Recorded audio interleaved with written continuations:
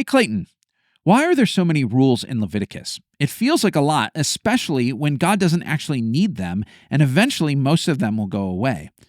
This is a good question. A lot of us feel this way when we are reading through not just Leviticus, but through all the books of Moses. When you read through the Pentateuch, the Torah, you see a lot of laws. 613 laws is the typical count. And it seems like, man, why do you need so many? It just goes on and on and on. Now, I got a few thoughts about this. The first is this. It might not actually be as long as you think, okay? So 613 laws, you say, man, that feels like so much. But when you're talking about running a society, it doesn't actually seem all that much. It feels like a lot because when we read them, we struggle to understand them. So we're working our way through them. It feels like an uphill climb, a little bit of a slog, because we don't know, all the context, and some of them we can't simply act on, right? You can't go out and make a sacrifice or assemble a tabernacle or do any of these things. Those are not immediately relevant for us to act on, and so we look at them and it feels tedious as we're reading sometimes.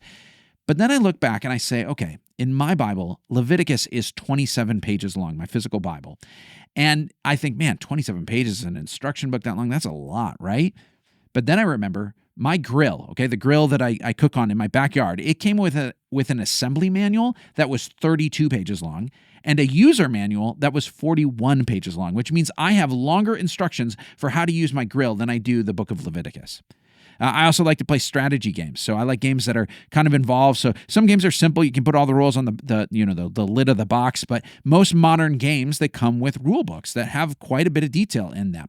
And if you ever play a role-playing game, some of those the rule books can actually be books, bound books. They're long. And the interesting thing, though, is you might look at that and say, man, there's a lot of rules in this, and reading through it straight through might feel tedious. But sometimes when you're playing the game, it actually doesn't cover all the things you wish it did. You've got questions that the rule book doesn't cover. This is actually true about the book of Leviticus and the Torah in general. There are all sorts of things that would have gone on in Israelite life that they would have said, we don't have an exact ruling. We're going to have to figure this out. We're going to have to read between the lines. We're going to have to infer some things from different details. It wasn't actually as long and detailed as we think, because when we look at it, it just feels like more than we need. But for them, it wouldn't have felt like more than they need. The number of things that are not explained is actually quite big. And when you look at discussion among Jewish rabbis later, centuries later from this, they were discussing all of these different things. They say, but what about this? But what about that? But what about that? And they filled volumes writing about all of those different things, okay? So it may not be as long as you think, but let's focus on the other part of the question. The other part of the question was, why do we need them when God didn't need them, right? So this is the thing about God. He doesn't need our sacrifices. There are certain behaviors that don't, it's not like he needs us to do things for him. And so some of the things that are here, you say, is this really important? Like, why not just kind of move on from this, right? Like, God doesn't need this, and in the long run, we're not going to have it. So why doesn't God just skip to the end, right? Like, why did he go through the whole Old Testament process to get to the New Testament? And then you might ask the question, well, why go through the process of the New Testament to get to whatever the new creation is? And this is a bigger question than just the law.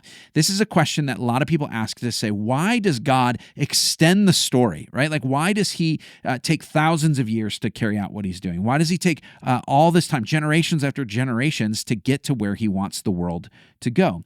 And the answer to that question is, we don't know exactly. And we know some things. He's patient with us, so he's giving time for more people to repent. That's certainly part of it.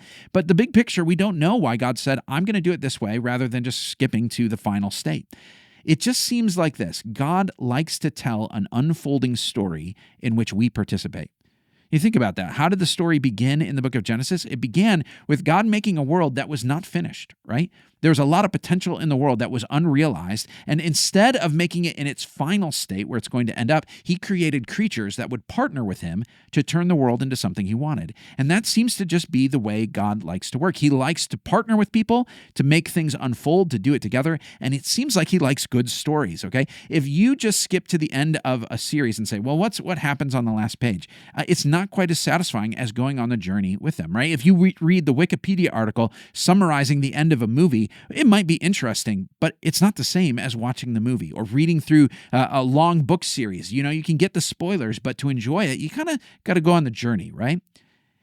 Paul in the New Testament, when he talks about the law in particular, the Torah, he talks about it. He uses this image of a tutor.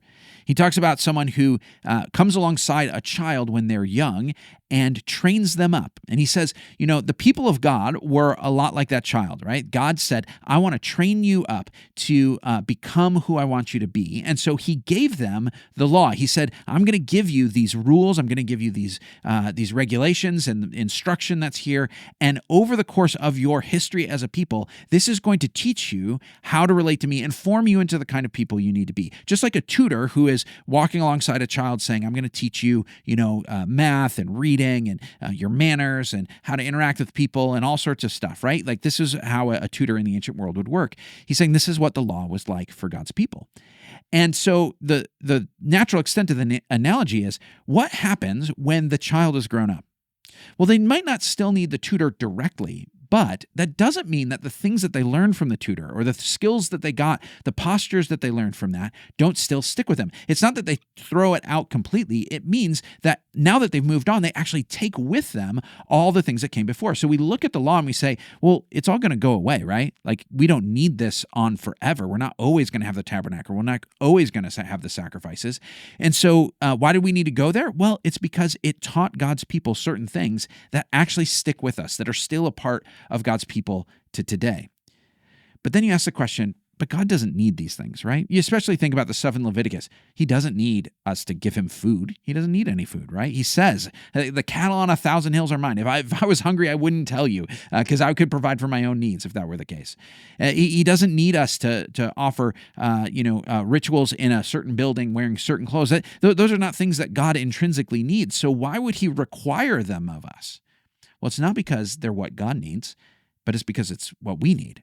This is the interesting thing. When God gave the people the tabernacle, when he gave them the sacrifices, he was taking things that existed in their world, a place of worship, a tent where you might live, offering sacrifices to a god. These are all ideas that the people there had. They understood how these things worked. And he said, in order for you to interact with me, I'm going to come to the place where you are, and I'm going to give you ways that you can make sense of so that you, a creature, a finite person, a sinful person, can interact with me, an infinite and holy God.